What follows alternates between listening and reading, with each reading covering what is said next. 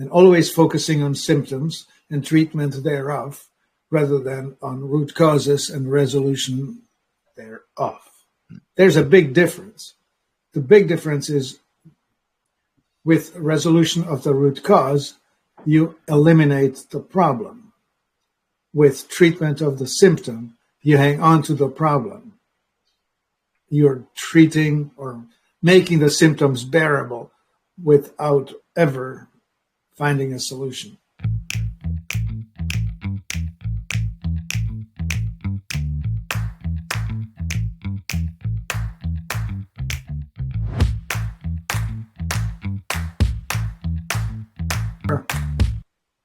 Let's dive into our friends at the Fibromyalgia Support Group, which is a lovely sampling of the general population as we meet it. Most of them are educated by the mainstream media, which means that they see the world through the prism of the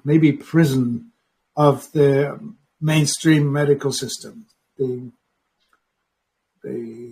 Rockefeller Carnegie mode of medicine that they have brought to us with patented medicines, patented drugs, and always focusing on symptoms and treatment thereof, rather than on root causes and resolution thereof. There's a big difference. The big difference is with resolution of the root cause, you eliminate the problem. With treatment of the symptom, you hang on to the problem. You're treating or making the symptoms bearable without ever finding a solution. And temporarily bearable, because after a while the drugs don't work. Yeah, that's right. Because fibromyalgia, as we know it, is caused by toxicity more than anything. It's the high level of toxicity, and you cannot solve a problem caused by toxicity through the use of pharmaceutical chemicals, all of which are toxic to some specific organ. And in fibromyalgia, they try to toxify the nerves. Lyrica is trying to poison your brain, or the connection between your peripheral tissues and your brain. With gabapentin, similar idea. They're trying to numb your brain from functioning, or at least perceiving the brain. A bunch of others also mess around with the neurotransmitters, making it less likely for the signal from the tissue to reach your brain. But what if the problem were in your brain? Fibromyalgia primarily is an illness of the dysregulated amygdala, which is in your brain, just under your temples, where it processes sensory inputs. It's the safe, unsafe evaluation of the reality as you perceive it. Go ahead, Scott. So you have to create an environment where you feel safe. So yeah. I have I think a really good one here, because it kind of emphasizes what you've just said. And she starts off with, let's talk about the real hard stuff here. I was diagnosed in 2019. She was 25 years old. She's now 31. I mean, can you imagine? Well, you could, because it happened. I can. But I just, 25 years old and you're in pain. Like, I'm running around the tennis court and jogging. I just can't. It's just such a loss of such good years of your life. Yep. Say this does not get worse. Well, that's a lie. I have got much worse. My doctors and nurses told me one day on the phone, everyone will start to get pain eventually. Getting older, it's part of life. This pain is not normal, not one single bit. The pain in your shoulder blades, in your neck, the hugest thing is my shoulder blades. Let's talk about your spine. That's the biggest part that's bothering me the most. I almost can't stand it anymore and want to do some bad things to get out of the pain. Does anyone relate? I probably have 10 bottles of lidocaine. I go through beds like crazy. I take 4 showers and baths a day. It's still not enough. Tylenol and ibuprofen does not work anymore for the pain. I think that's the key to what you were saying before.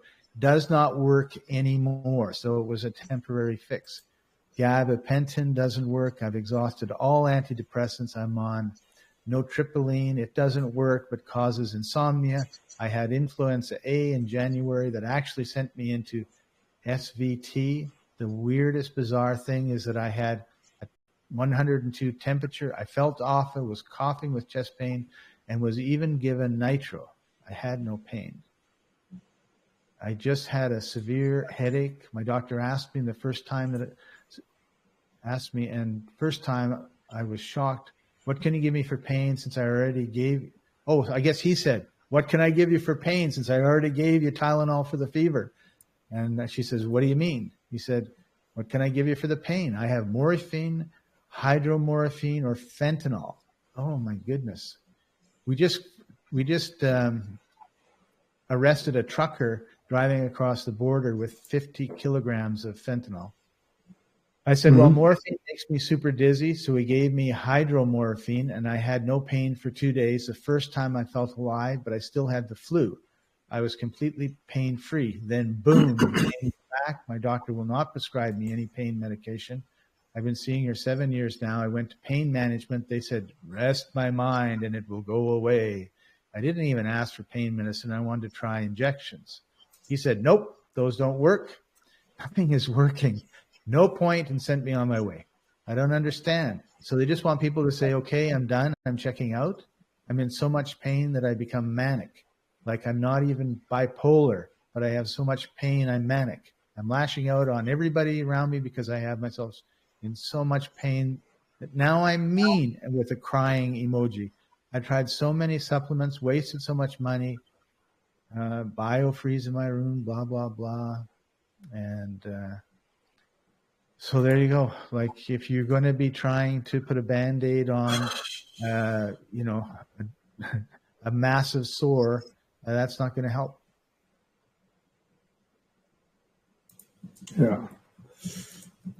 Yeah, this is just wild. Okay, so the story is very straightforward. It doesn't work. Can't make it work. Yeah? Yeah. Okay. So this woman has inflammation.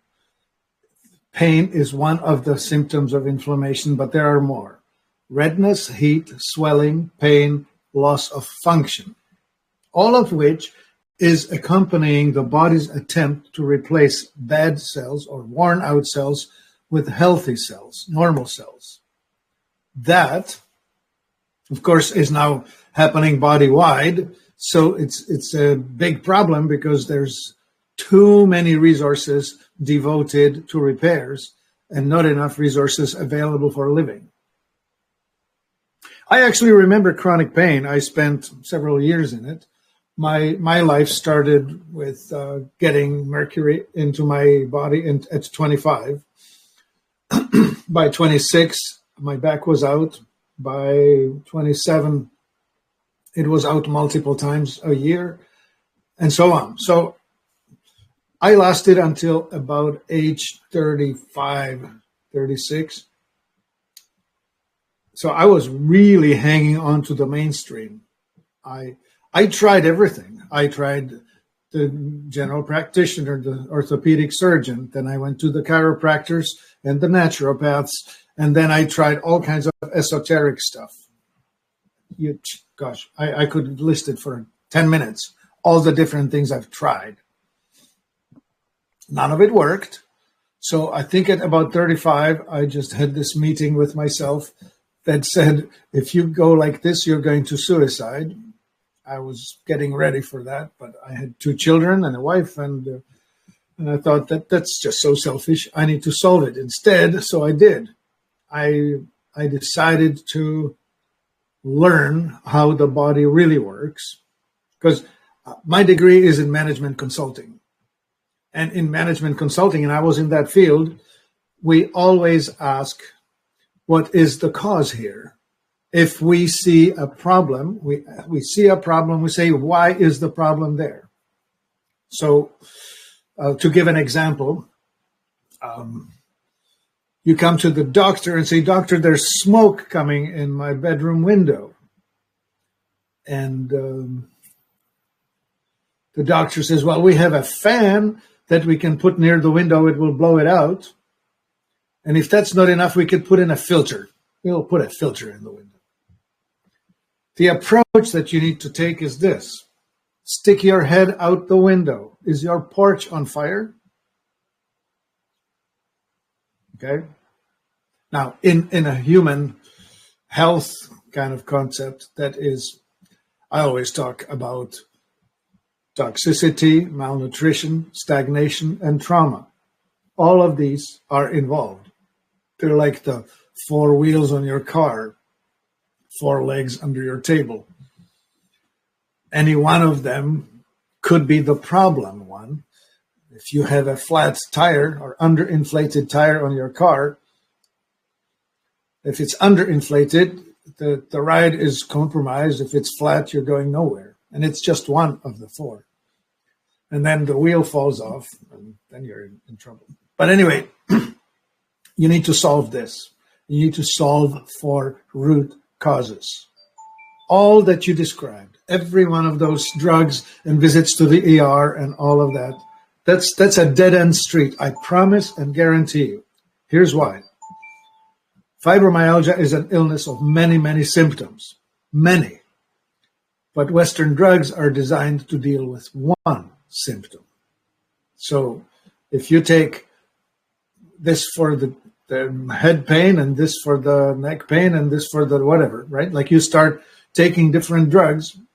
By the time you reach the fourth one, you're now having to take multiple drugs because of the side effects of the previous ones. No go. Never, ever will you get better using that thinking, that line of thinking and that methodology. It's an impossibility. So you either believe me or not. On the post, there was 70 odd comments, and I just want to read one of them. And it says, she says, pain meds usually make the fibromyalgia worse. I'm on a mix of things. I have migraines that make the joint pain worse. I have a neurologist for the migraines. I see a rheumatologist for fibromyalgia, lupus, and Raynaud's. I also have spinal stenosis and have a couple of vertebrae that are damaged and leaking. Oh, man, it's so sad. And the next person said, have you tried medicinal CBD? I'm using a ground sheet underlay, and it's made a big difference for my pain at night, and I get a better sleep. So, yeah, that's a good thought. The magic bullet, you know, like very few times does anyone ever say, you know, I've stopped eating potato chips and drinking Coca-Cola, and now I'm drinking more water and eating carrots. Yeah, you don't hear people just go into the list of all the changes that they have made in their life. Okay, let me try and list for you the changes I have made in my life. See if that resonates. So one, toxicity. I removed toxic things from my environment. I switched. Cosmetics, none of the toxic stuff. Household cleaners, air filters, water filters. Stop buying GMO foods. Stop buying industrial stuff. If it's not a food ingredient, I don't buy it. I don't use it. So that means that, you know, I buy a potato and I buy a chicken and I buy whatever, right? Like I'm buying the food ingredients. I'm not buying it with the preservative agents and emulsifying agents and coloring agents and whatever else. Those are all extra and toxic, not needed. I also took all the heavy metals out of my body. I used zeolite to do that. Zeolite, clinoptilolite specifically, is very effective, cost-effective, and easy to take. Did that. Cleared all of that. Humic and fulvic acid, super important in that department too. So that was the detox, and I stopped the inflow of new toxins. So eat organic, not cheap, but the front end is way better to control the health than the back end. Like the expense on the back end is actually higher than the expense on the front end, if you really think about it. Meaning buying better food is actually cheaper than having to stay in pain and buying drugs.